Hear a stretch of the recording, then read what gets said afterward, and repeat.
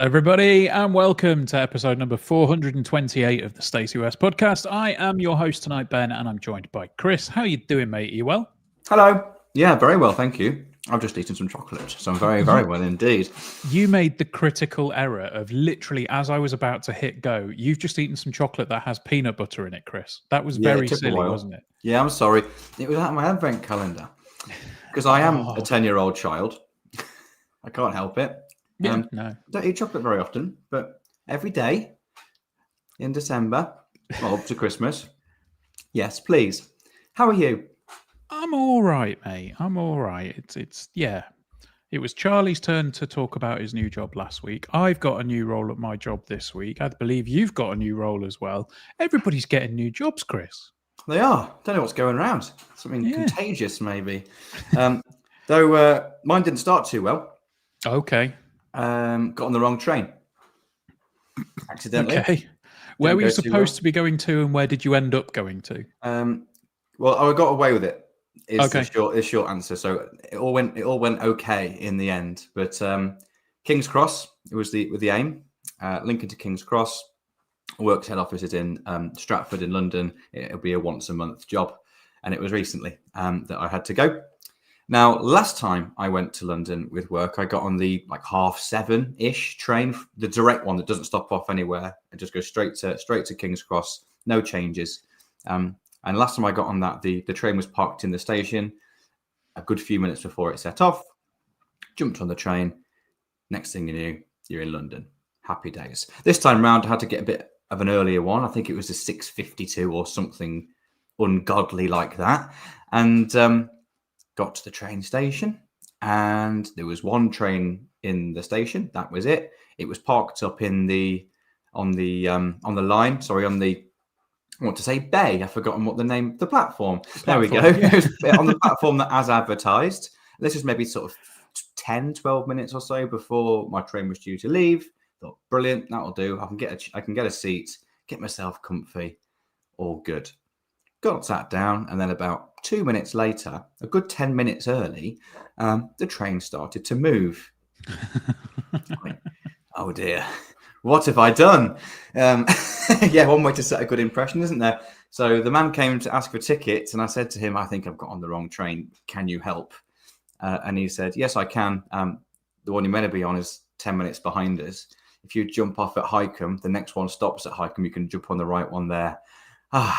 And I can relax. But that is one way of waking up at 6:50 in the morning. And it was all fine after that. Got there, got home, all good. In time for football as well, which was brilliant. But a bit of a nerve-wracking start to the day. No, definitely. I mean, it is December, so, it feels like that is a very Home Alone 2 way to start your December by getting on the wrong train. What would have made it better is if you had headphones in and you didn't hear the announcements or anything like that. So I didn't hear the announcements. I didn't hear them at all. I did have headphones in. It was just simply the fact that the train started moving a good 10 minutes before I was expecting it to, and it was like, shit, what's going on here? And then the guy luckily was on the carriage I was in, checking the tickets, so I knew I could ask for some help, and got off as quick as I possibly could, and waited in the cold for 10 more minutes before my actual train arrived. Fair enough. Well, I mean, at least it wasn't too catastrophic for you. And did you have a lovely time in London? It was all right. Yeah, to be honest, it was just there and back. Didn't spend a lot of time in London. However, what I did realise is the walk from the station to our office actually goes right past where you and I went to the Taskmaster experience. Oh, okay. Fair enough. That was a good old day, that was. I was thinking about that the other day. I was like, oh yeah, that was good fun. And I've still got my little duck. Oh, that's great. And we've still got the Taskmaster trophy that you made for the winner of the day, which wasn't either me and Steph, and then you donated it to me and Steph very kindly. No, that was a good old time that was had then. But yeah, I had a new experience this week, Chris. Tell me all about it. So as some people are likely aware, we're having some renovation work done at the moment, and we're getting new appliances as part of that renovation work. And today, all the new appliances went in and they got turned on, and it was all very fun. And we were like, "Oh, what's all this?" And I had a software update for my oven. That's not a thing. That can't be a thing that happens. Apparently, it is. Apparently, that's now a thing that happens in the world, is that ovens get software updates. I don't understand. No, but what did it need to update?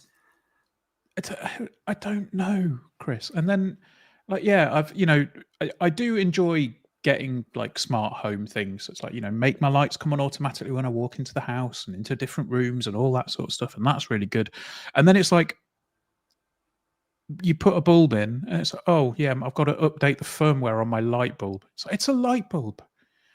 It just, that feels bizarre. But then everything else on top of that, once it's all in, it's like, this is lovely. It's all automatic. But yeah, having to install a software update on my oven was definitely not something that I was expecting to do going into the week.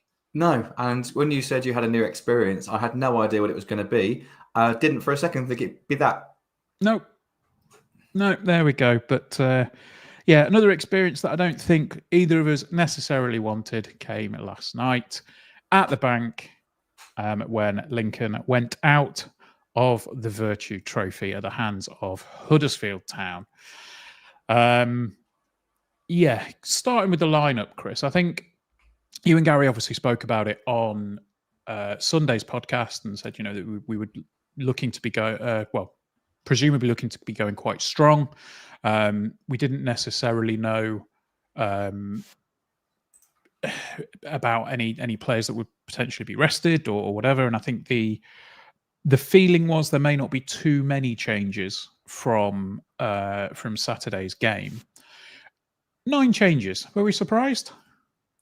I want to say no because I didn't know what to expect. So I suppose you're not really surprised at whatever actually happens when you don't really know what's going to happen. I think midfield and forward line, I don't think we'd be particularly disappointed if that was a team that started a league game with Zach Geacock in goal and Tom Hamer playing centre back. I think Zach was excellent last night, by the way.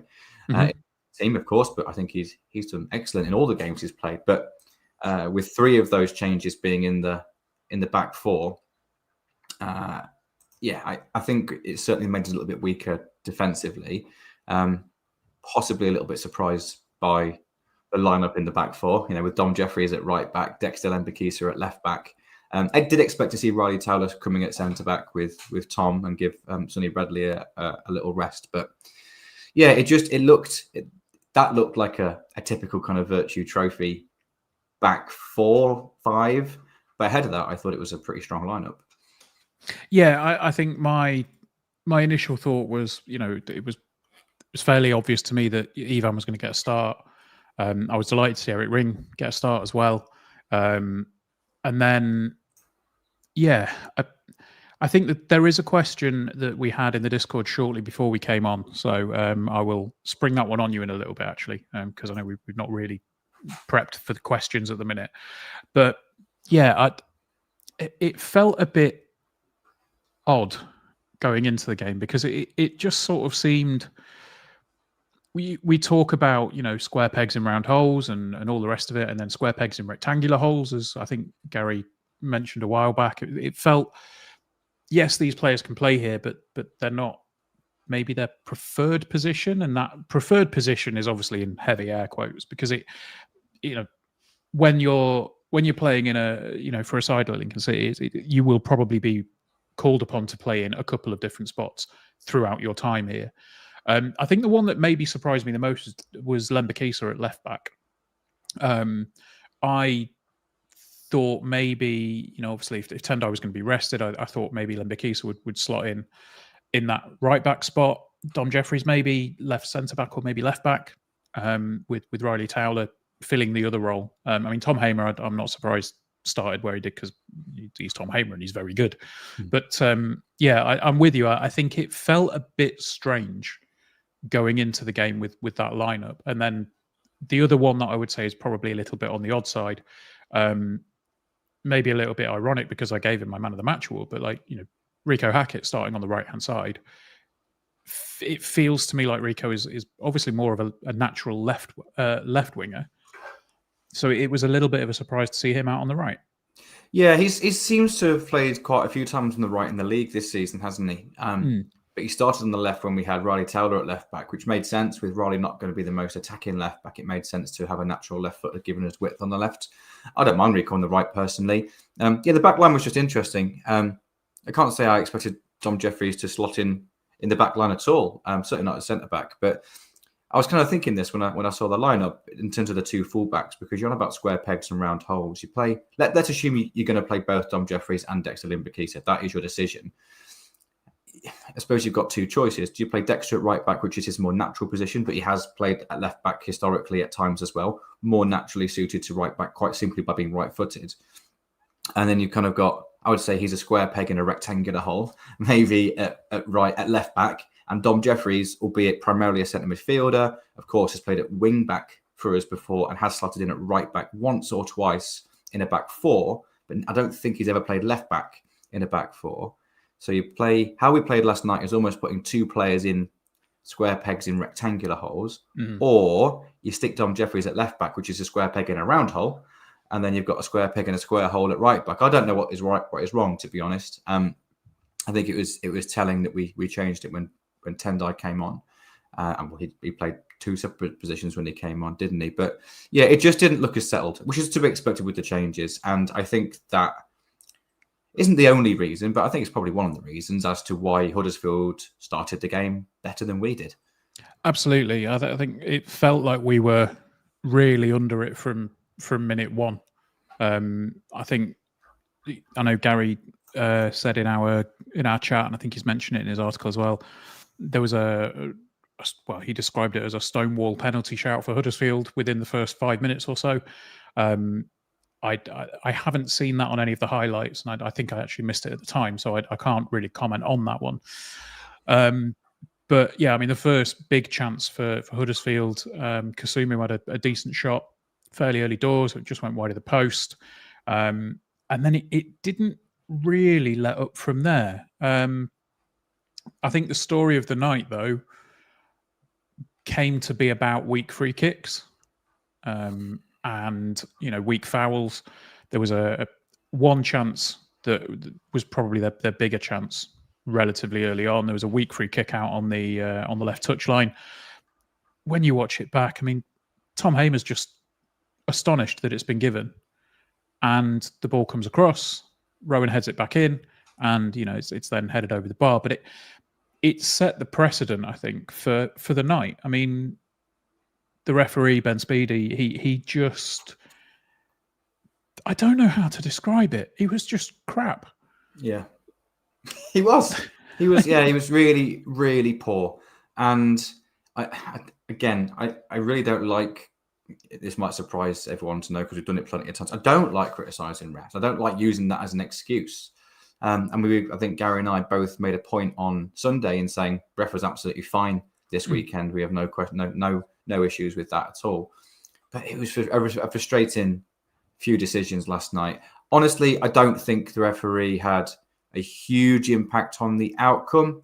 Of course, the free kick that led to their goal probably is not a foul, but we'll touch on that in the second half. But I thought Huddersfield were going to score at some point. Yeah. That was my feeling throughout the game. Just quickly on the lineup or on kind of how both teams set up, because I did feel Huddersfield's system caused us a few errors, and as much as I don't want this to be just we lost therefore we're bad, because I don't think it was an awful performance. We worked hard, we weren't at our best for various reasons, but I just think we lost to the better team. But Huddersfield, when they had the ball, were a bit of a 3-5-2, but without it they were a 4-4-2. They had Alfie May and Joe Taylor up top. Let's not forget that cost a good few quid, didn't it? But yes. Playing on the oh goodness me, which side was it? The right-hand side. So it was effectively playing right wing for Huddersfield was Ben Wiles. But when they had the ball, he was drifting into like a number 10 slot. So really central. And that, I'm guessing that allowed Lasse Sorensen to get on the outside. But what I noticed is it caused a few problems in regards to us picking him up, because he was either a spare man. Sometimes Dexter Lembikisa found himself on him, but then that would force Eric Ring deeper to track Lasse Sorensen, and then we haven't got the ability to put pressure on the ball when it's on, and the centre backs have it. Sometimes Ivan was on him, and sometimes even Eric Ring was dropping in on it at times as well. So it's not like we were man marking it, but it was interesting because I noticed it, and Ben Wiles didn't really pick up the ball that often, but it felt like it was a bit of a domino effect, and it just allowed Huddersfield to get some real control. They could play out quite easily, and we couldn't press as a 2, but if we only pressed as a 1, it was easy to play around and find one of the 2 DMs. If we let both centre backs have it, they could go around the outside. It was difficult to stop, and I think sometimes you have to credit the opposition. Their system bamboozled us a little bit in the first 15, 20 minutes. And they had a few chances, half chances, maybe 1 or 2 clear cut, maybe. Didn't take them.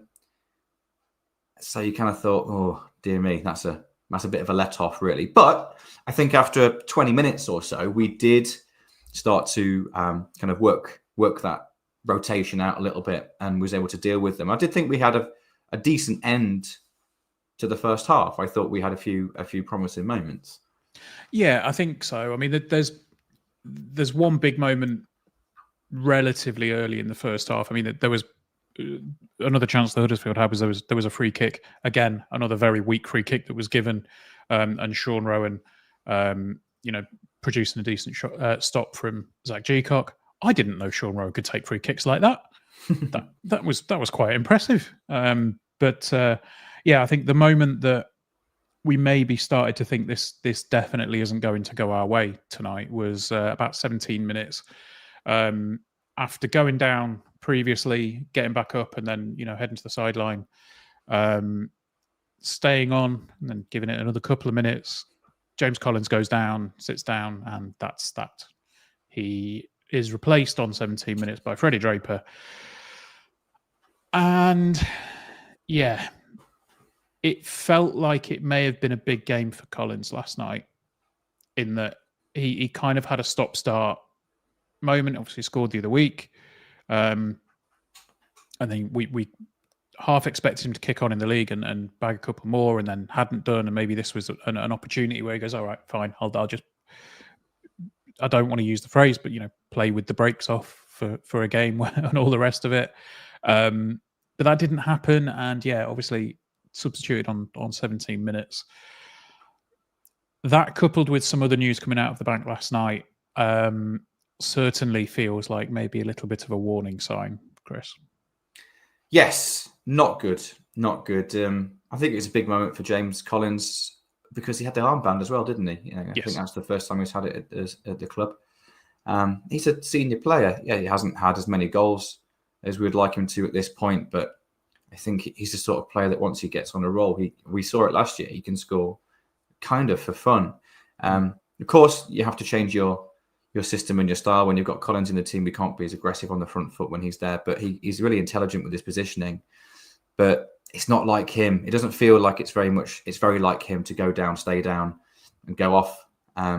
So I'm a bit concerned by that.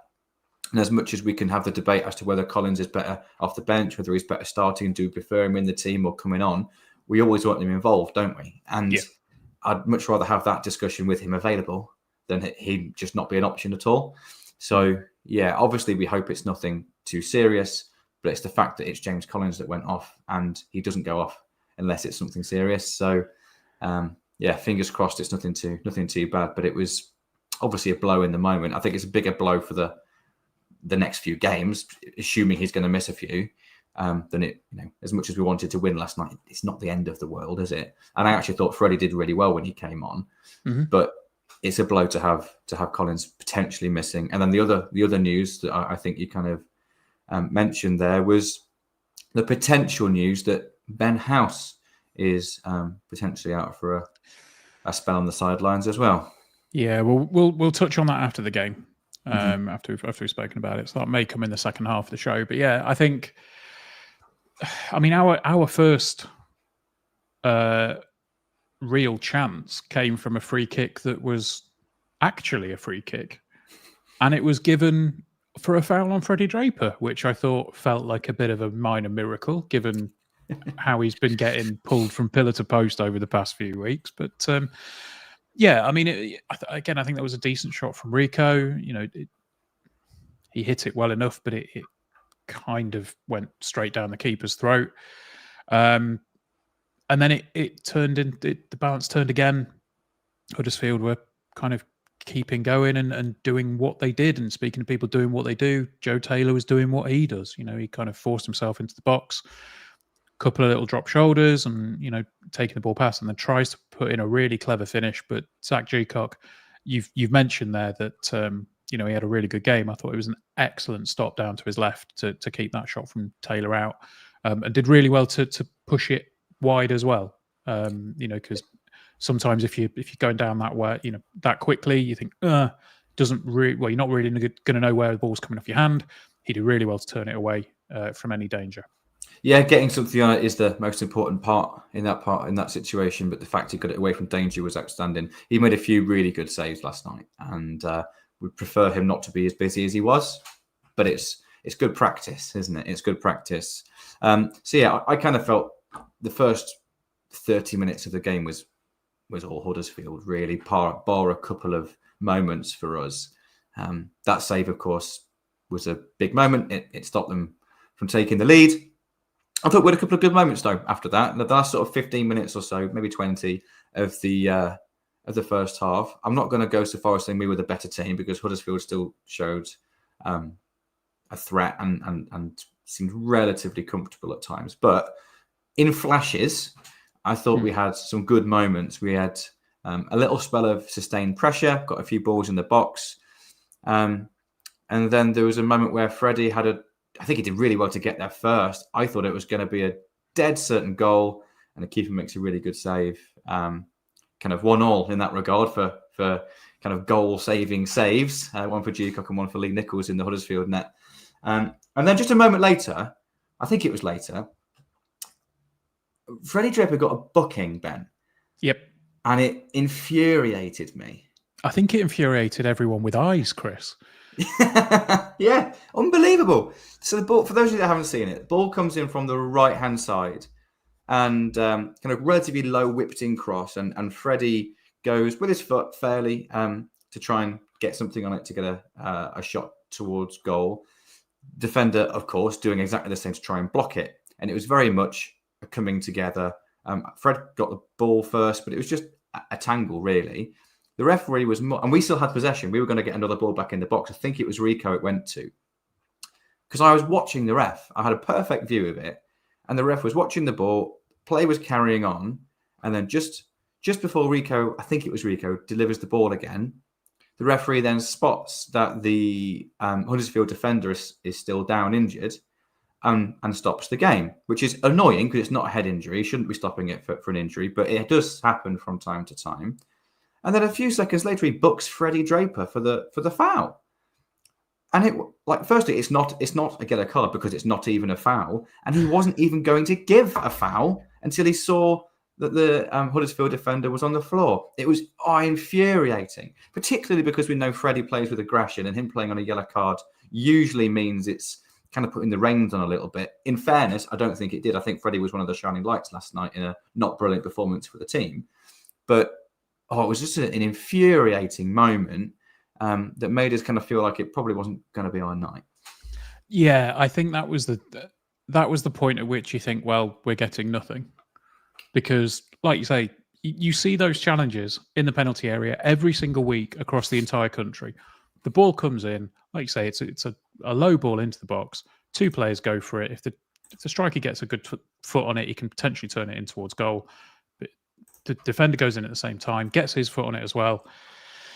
I don't see how that's, like you say, I don't see how it's a foul, let alone a yellow card. It was just an awful awful decision on a night filled with awful decisions for Mr. Speedy, but that took it through to pretty much half time. And yeah, it kind of felt like a little bit of a continuation of Saturday. I think we didn't necessarily enjoy the second half on Saturday. It felt like we weren't going to particularly enjoy the second half or the first half much last night. And then they came out and it was sort of more of the same. Huddersfield looked pretty strong. I don't think we made too many changes to counter that. I don't know. I mean, 4 minutes later, if Joe Taylor did that for us, we would be delighted. Yeah. Let's be honest. If he did that for us, we would be praising him for being clever and winning a foul in a difficult position and all the rest of it. But that moment, Chris, and I think you're aware of what I'm about to say because I've sent you a little thing that I made, which was very silly. I liked it.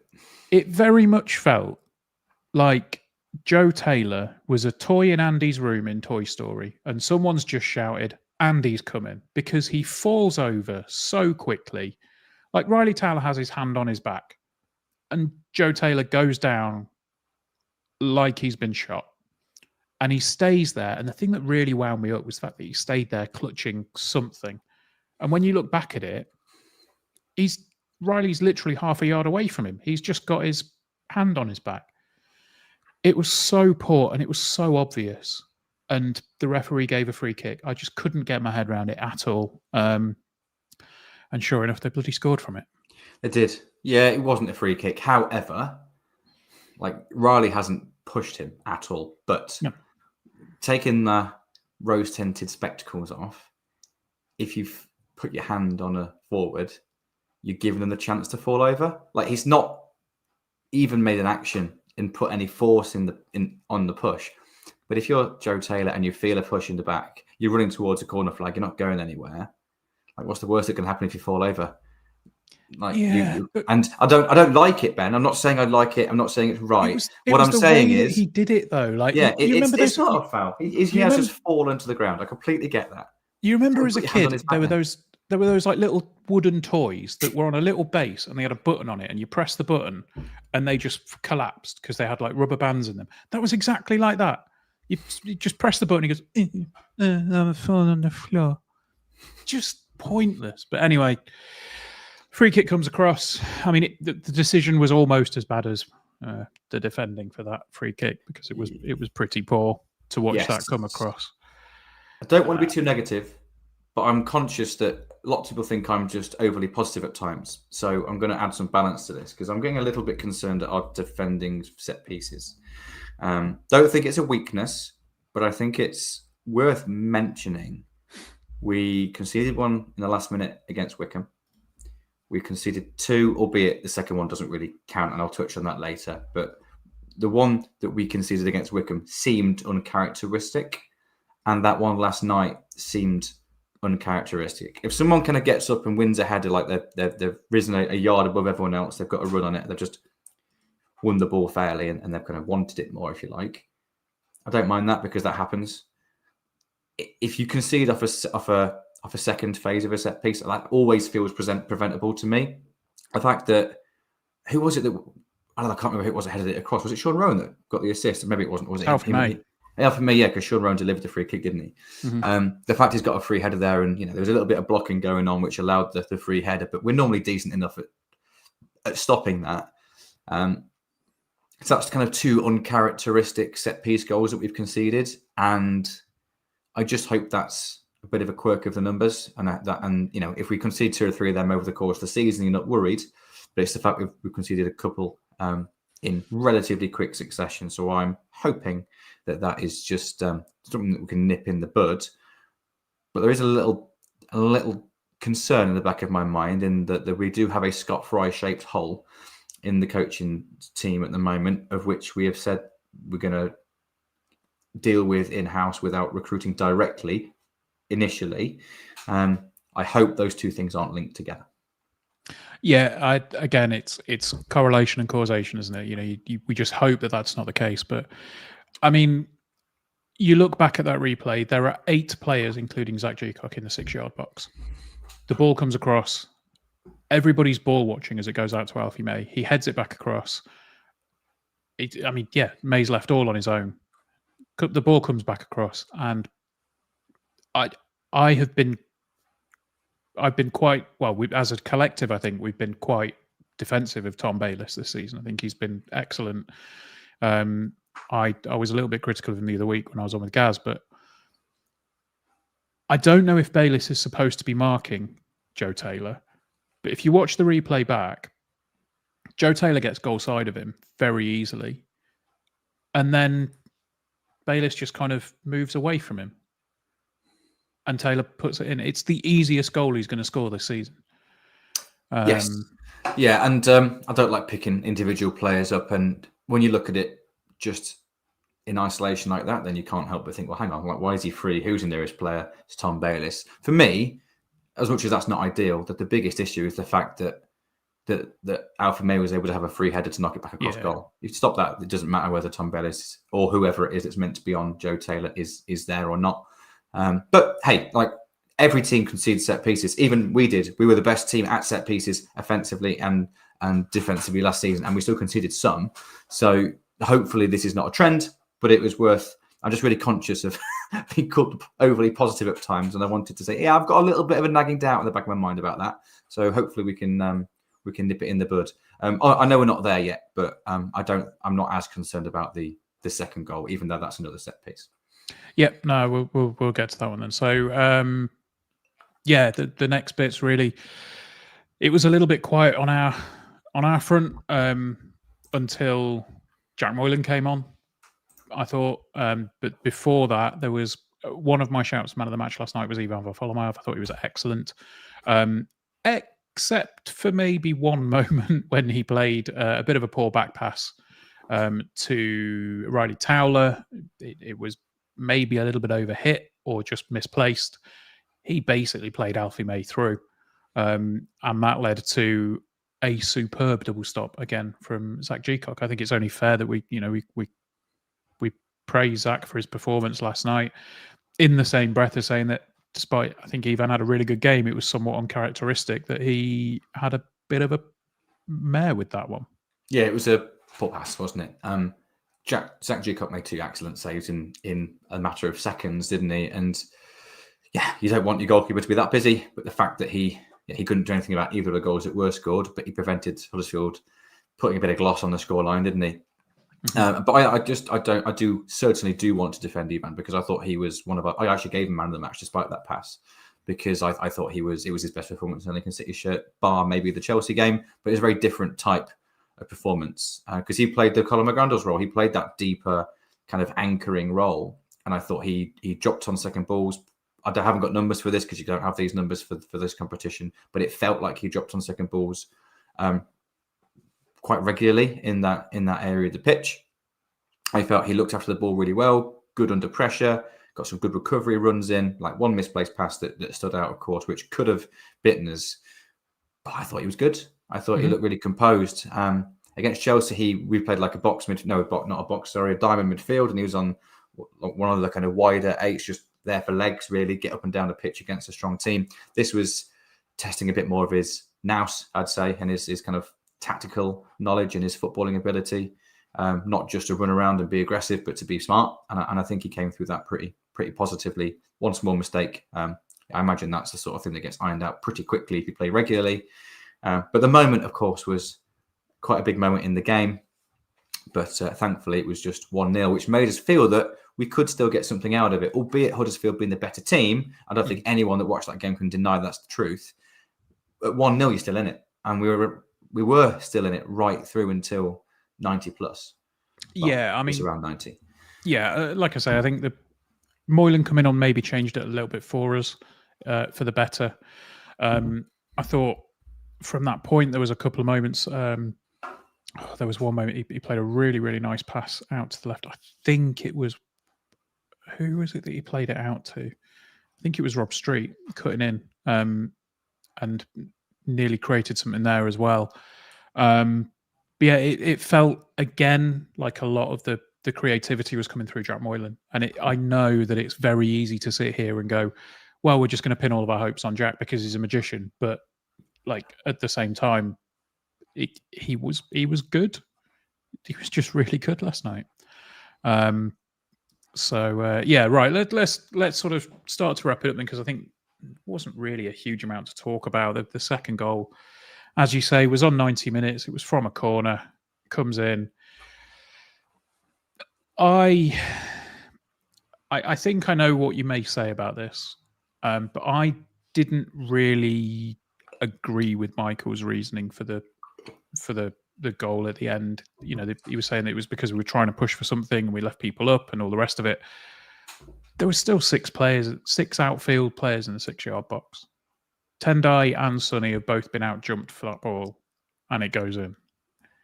That feels like a very un-Lincoln City goal to concede. And yeah, it kind of just summed the night up for me. It just didn't feel like a Lincoln City performance. Yeah, I get your sentiment, but I think the key point, and just to reiterate, is we normally bring everyone back off corners to defend them, because as much as a lot of people might see that as negative, you've got 2 really important factors when you bring everyone back off corners. Number one, the most important thing is don't concede. And the way of doing that is give the opposition as little space to attack as possible. The more players you've got in the box, the less space there is. That's the theory, and that's the reasoning behind it. And hey, it hasn't worked too badly, has it, up until now? So I don't think we any of us have a right to criticize that. With a few minutes left on the clock, we left 2 players forward, because one of 2 things will happen. Number one, you either force more Huddersfield players back, and also you've then also got players forward for a potential counter-attack, providing you win the first contact and you clear it. It's risk versus reward. More space to attack. Yeah, I agree with your point. Like, it's not good to see Lincoln City players getting beaten to the ball in the box. But it's more the fact that the whole structure behind it is different compared to usual. And that does happen. So the concern about set pieces is not the fact we conceded 2 in one game. The second one for me is not really in the same category as the one against Wycombe and the one against, and the first one in this game. That they are a little bit of a concern for me at the moment. The second one, that happens like 50% of the time. That sort of thing. They win the first contact. 50% of the time, you do. And if you do, you're on the counter attack, and you might get a chance to go in with a few minutes left. So hey, it's risk versus reward. I'm not concerned about that. It was a nail in the coffin. There's a mass exodus at that point. Everyone wanted to get in the warm and in the dry because it was freezing and soaking wet through. It was game over at that point if it wasn't before. But yeah, we try and use performances to help us predict how the longer term is going to go. That second goal was, it was the nail in the coffin on the night. But for me, didn't show anything to be worried about. It was the previous couple of goals that we conceded that did. Yeah, fair enough. And there we go. Yeah, 2-0, 90 minutes. That was it. Game over. Out of the trophy. Focus on the league. Whatever other cliches we want to throw in there as well. But yeah, I mean, it was hard to feel. It was hard not to feel disappointed last night. Even though it is a trophy that I think a lot of fans maybe don't worry about all that much. It's a trophy that the club want to take seriously. So they'll be hurting a little bit from that. But I think, we'll have a little bit more of a debrief around that after the other side of an ad break, because we are 38 minutes in. I didn't realise that one. We'll come back and we'll talk a little bit more. But in the meantime, here is an advert, and we'll say hello to all the folks on YouTube. Cool. Right, let's see who we've got in. Mr. Barton was first this morning, even Team Stacey West. So it's very good to see you. Andy's in. Devon M. Evening all. Still not happy about last night's performance and the refs. Yep. I just don't want to think about that referee anymore. Dave Tuplin, evening everybody. John Davison's in, says, evening. Forgot it was Wednesday today. I don't know what day it is most day of the weeks, to be honest. But there we go. Ian London Imps says it's going to be a long weekend without a match on Saturday. Indeed it is, mate. Indeed it is. Flossie's in, says hello, everybody. Malcolm's in, says hi to all. Who else have we got said? Matt Povey says, is there any news on the injury to Collins? Nothing yet. I think it's going to, they're just going to need to assess it and see what happens. Rach says, evening to you. Don't know what I've done. Oh, I know that one. I think it's because against Port Vale, I said hello to Rachel as I was going down the steps and she was coming up, and I think she didn't quite realise that I said hello until she was at the top of the stairs, which is fine. I hope she hasn't been worrying about that for the last 3 or 4 days. It's fine. It's all good. But hello.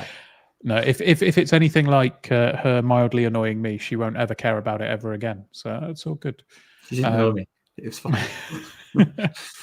Carl says, good evening all. I have an awful feeling that we're seeing the start of the end of James Collins' footballing career. Interesting one. We'll have to see what happens with that one. Podcast Mum's in. Leslie says, evening kids. Hello. And I think that's everybody that said hello at the minute. Steve says it worries me if Ben House is out for any length of time. He's been my favourite player so far this season. Yeah, probably same, because I think we'll come back to that when we come back in. So if we're ready. Ready. Beautiful. Right, we'll come back in 3, 2, 1. And we are back. So that was an advert. We've said hello to some folks. Let's have a little bit more of a debrief. You say that that second goal maybe didn't give you too much cause for concern, Chris, but there were areas for concern. Is there something starting to creep in, particularly after the second half against Port Vale and the entirety of last night's game, where you just think, is there something that we need to start addressing? Because it didn't feel like the same Lincoln City that we've seen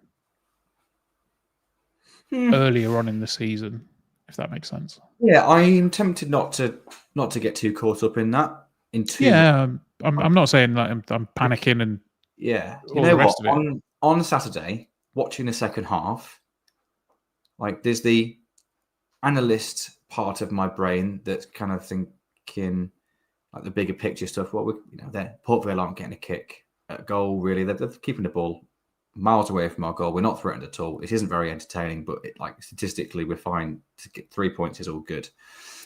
And then there's the fan part of my brain, which is this is boring, like nothing's happening. And but like it's when you're there, I think maybe it is to my detriment.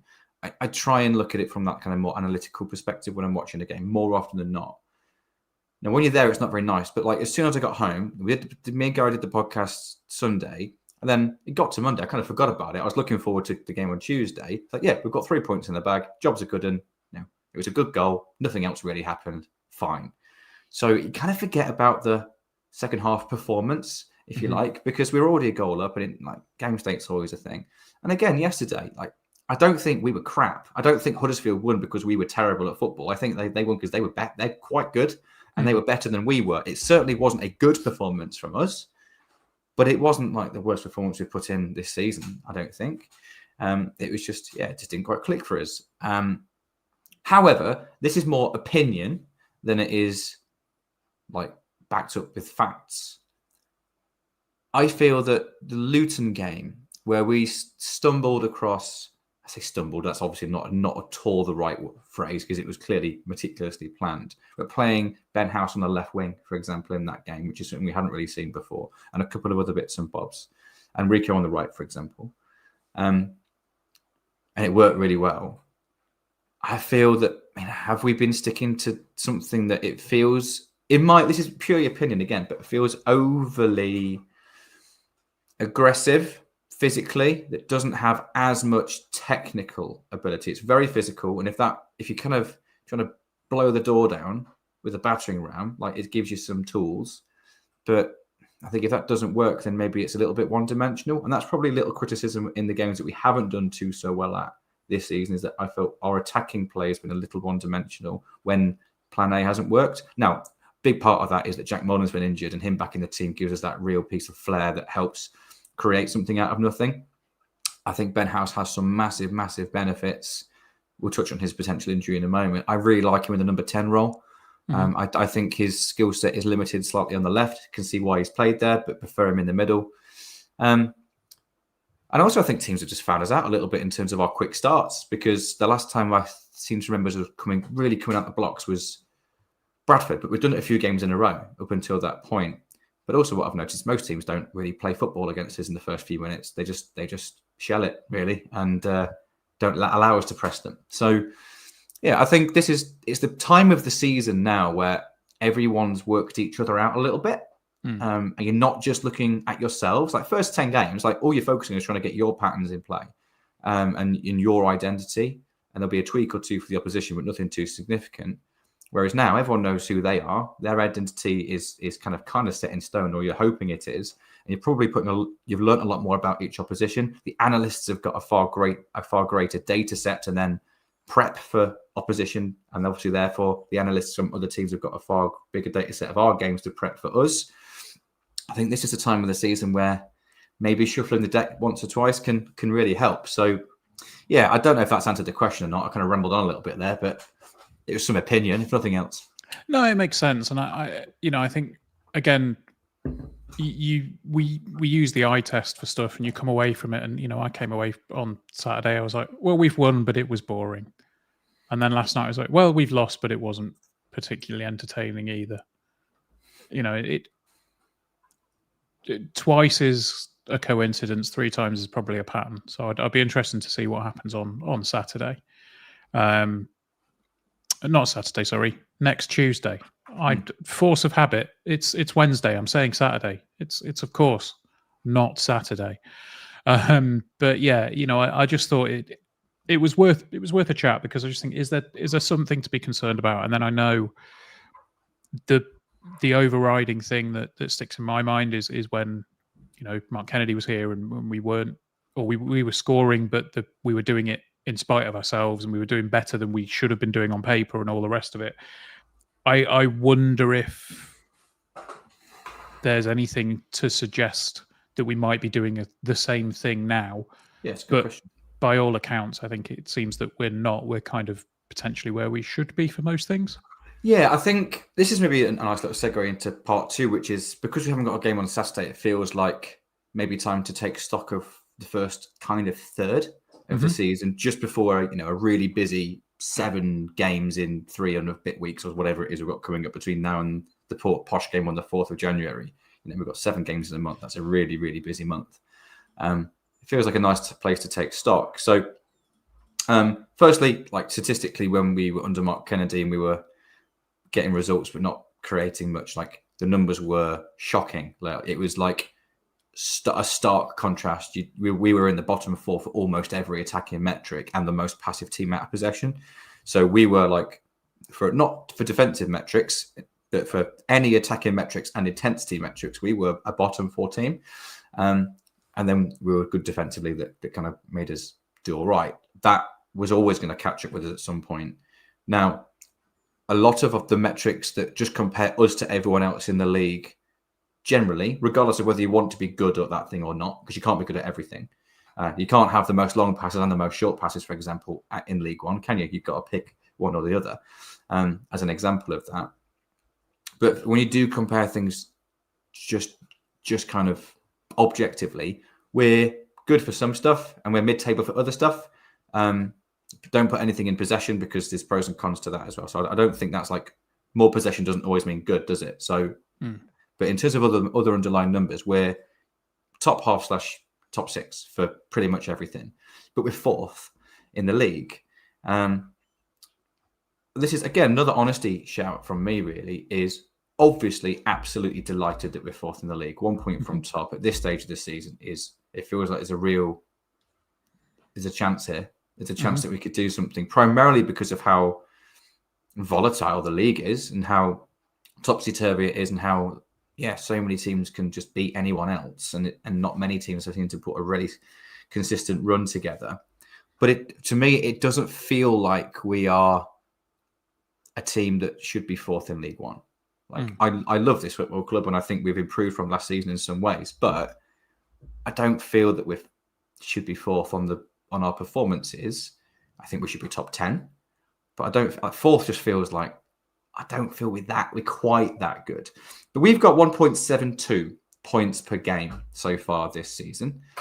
So what I had a look at was, well, where would that have put us at this point last season after the same number of games played in terms of points per game, to kind of get a rough gauge of, for the average. Well, I'm assuming last season was the average League One. It probably wasn't because I had Birmingham in it, but you get the point. There's always one or two teams like that. But we'd be 8th in the league right now if we had the same points per game as we do now. At this point last season, we'd be 8th. We'd be really close to the playoffs, but we wouldn't be in 4th.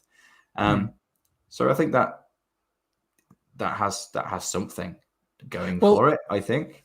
I mean, I think the thing is, when we said we'd talk about this and taking stock of the season, I put pretty much what you said there word for word. I've said I'm delighted with where we are, but it just proves how wide open the division is this season.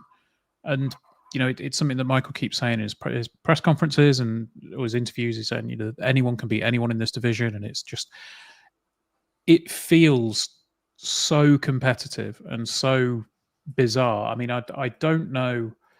Let me just have a quick look. So between top of the table Cardiff on 32 and 14th place Rotherham United, there are 8 points separating them. That feels bizarre to me. Yeah, it's really tight. And this then does come into glass half full or glass half empty, doesn't it? Because this, comparing it to last season, is almost irrelevant, because this isn't last season. This is this season, and it's different. So our gut instinct is you won't need as many points to get promoted this season as you did last season, because that's just the way that the league appears to be panning out. And if we continue to pick up 1.72 points a game, which we have so far, we'll finish the season on 79 points. And then Leyton Orient, who finished in the final playoff position last season, finished on 79 points. But there was, it seemed, only really one playoff position, one spot going in that last few games of the season, because those other teams have pulled away a little bit.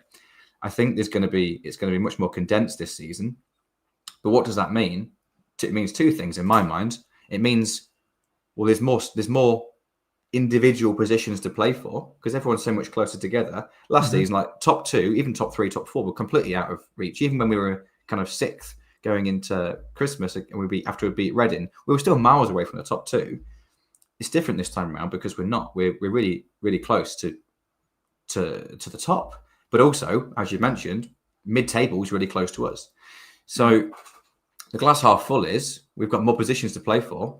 We've probably got a greater chance because the league is, I'm not going to say stronger or weaker, but more competitive this year.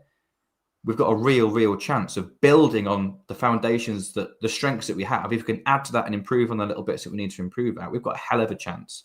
But also, there's going to be lots and lots of teams that think exactly the same, more so than did this time last season. And that's the glass half empty element of it, I suppose. Yeah, I think it could be a very interesting January window in League One. Yeah. I mean, I don't know what the club have in store. I don't know. Michael did make a hint the other day that he may be looking to strengthen, but there's a part of me that just thinks there are going to be some teams in this division that are going to go absolutely ballistic when it comes to January the 1st and spend all of the money. Probably. Yeah, probably so. We've probably got a little bit left over from the Jovan sale. I don't want us just to splash it all in one window and kind of put all our eggs in one basket. But hey, if we can add that really helps improve the quality of the team, then it'd be great to be able to. But I'm really conscious I've kind of gone, I feel in my mind I've done a bit of a U-turn here, and I feel quite negative because I'm genuinely really positive. Like, I'm really, really positive that we're 4th in the league and we're in every game that we play. And yeah, there's so much to be really pleased with at this point in the season. But I think it's only right to be balanced, isn't it? And to say that, yeah, we're good for Lincoln City. And I think the fact that the league is more competitive this season, everyone's closer together, helps us to punch upwards even more than normal.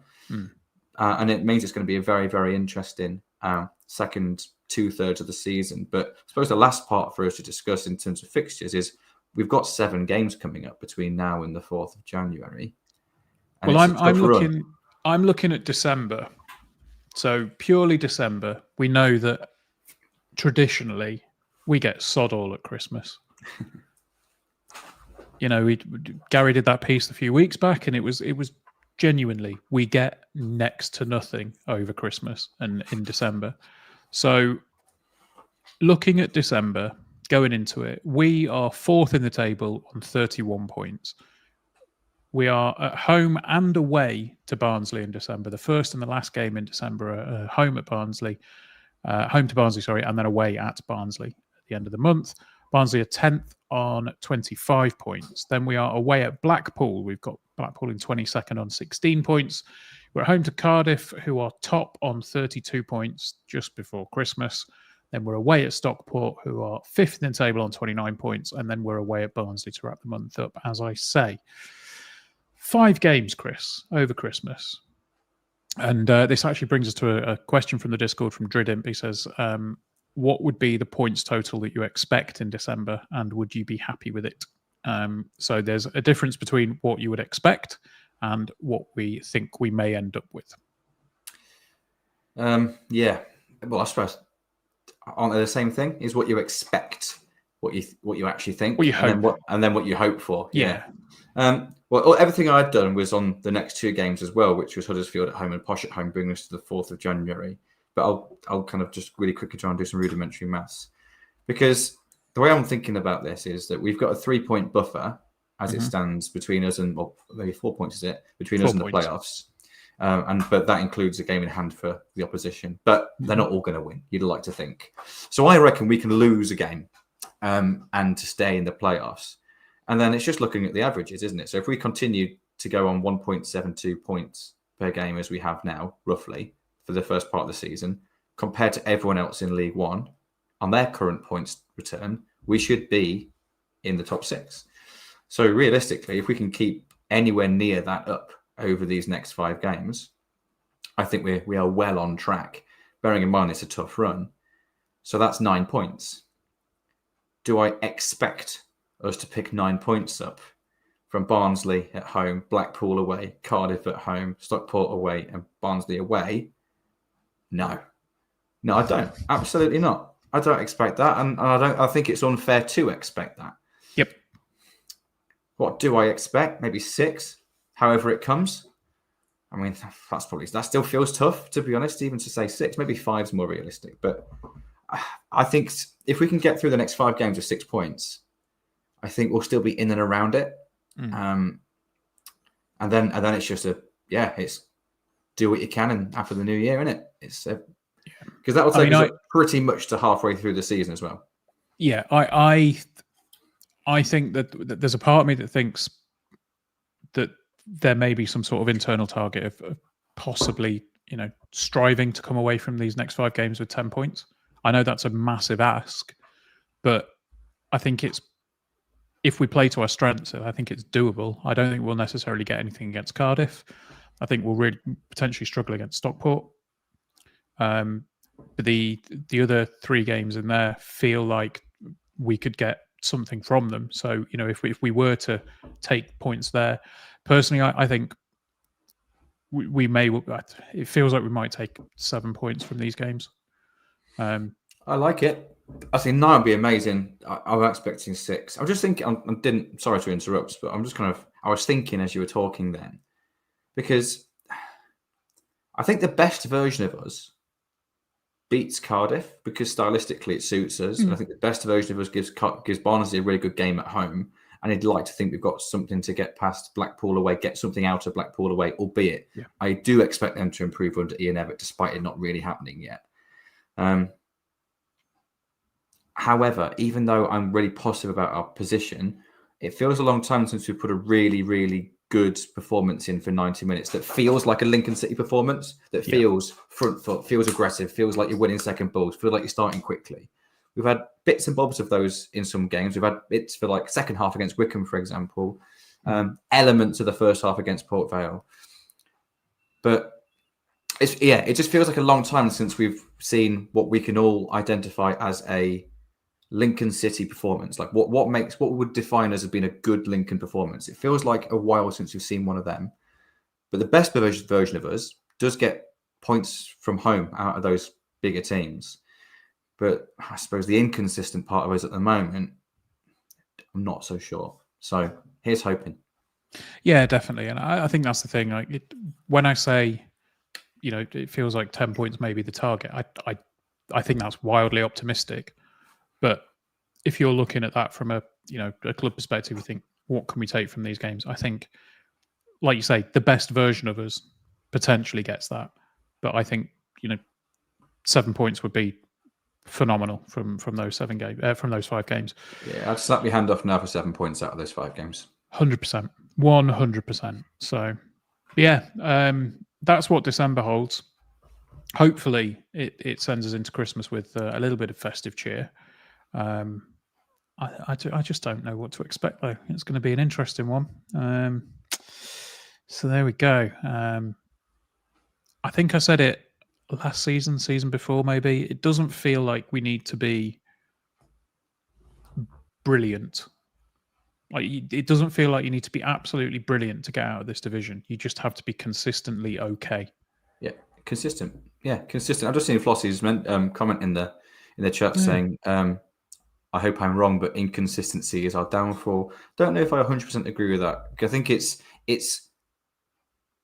comparing to everyone else in League One and how consistent are we compared to everyone else in League One this season? We're pretty consistent, actually. But I get your point. Like, for me, consistency of a performance is not results. Yeah. Maybe it seems to wane a little bit, but so is everybody else. I think that's a really important point, is that so is everybody else.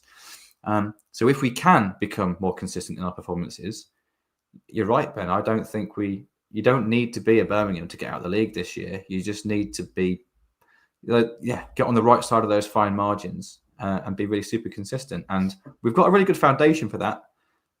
It's just, we're not perfect, and no one is. And I think it's only fair to say that. But if we can come out of those 5 games with 6 or 7 points and then go into the Huddersfield and Posh back-to-back home games on a bit of form with a bit of confidence, hey, we could be in a really strong position at that point.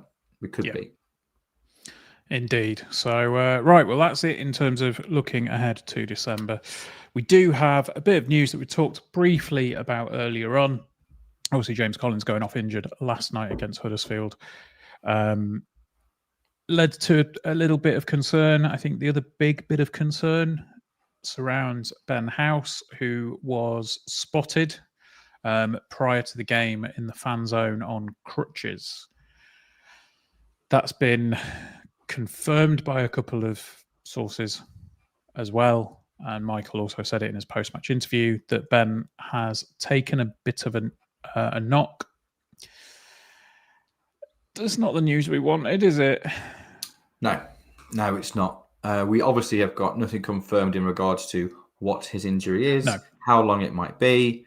Hopefully, it's I don't know if he was on crutches and with a cast or anything like that.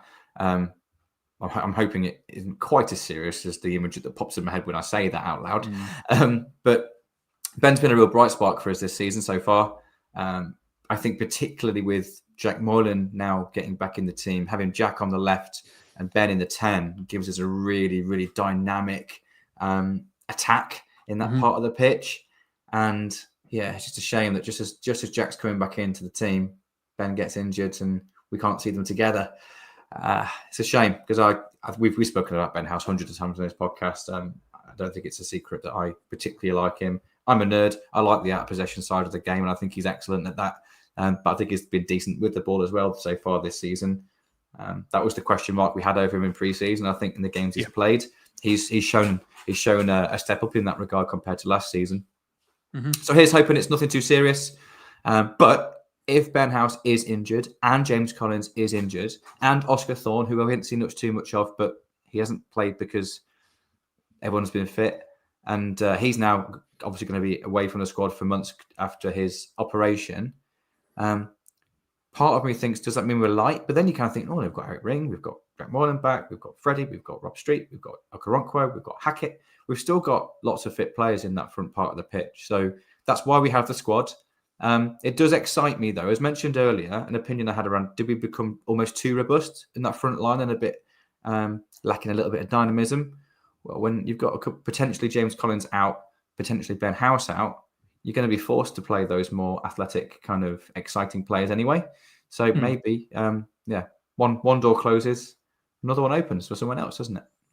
Absolutely, and I just hope that there will come a point this season where everybody can be part of it, and everybody can be firing, and everybody can be decent, and we've got options off the bench, because we know we've got options off the bench.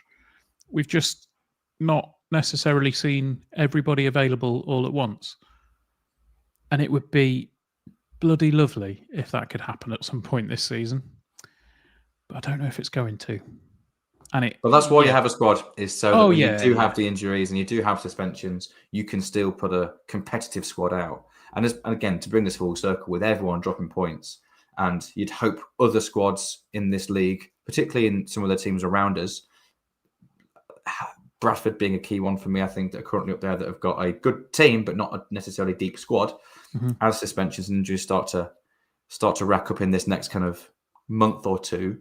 Maybe, just maybe, the squad depth that we have will give us that little bit of a marginal gain compared to some of those other competitors. So, hey, that's the finish on a positive, isn't it? Absolutely. So, right. Well, I don't think there's anything necessarily football related with Lincoln City to talk about anymore. Although I will say that I popped down to see a game on Sunday. That was an under sevens game. It was the Lowlands Raptors under sevens, and the reason that we went along to that is because they now have training kits that are sponsored by the Stacey West. Woo! And the pictures look great, by the way. Thank you for the coaches that took them and sent them to us. It looks really good. Thank you for that. Absolutely. Big shout out to Charlie from the Discord who he got his legs waxed not that long ago to raise some money for all the kit that they bought for the kids. And we approached him and said we'd love to sponsor the training tops. And it was just really cool to see the big bright red Stacey West logo on a bunch of training shirts, and lots of smiling happy kids playing football. It was very enjoyable. All the best to Lowlands Raptors under sevens for the rest of the season. Don't think there's anything else that we need to talk about or plug. So, Chris, I think there's only one thing for us that's left to say, and that is, of course, up the Imps. Up the Imps.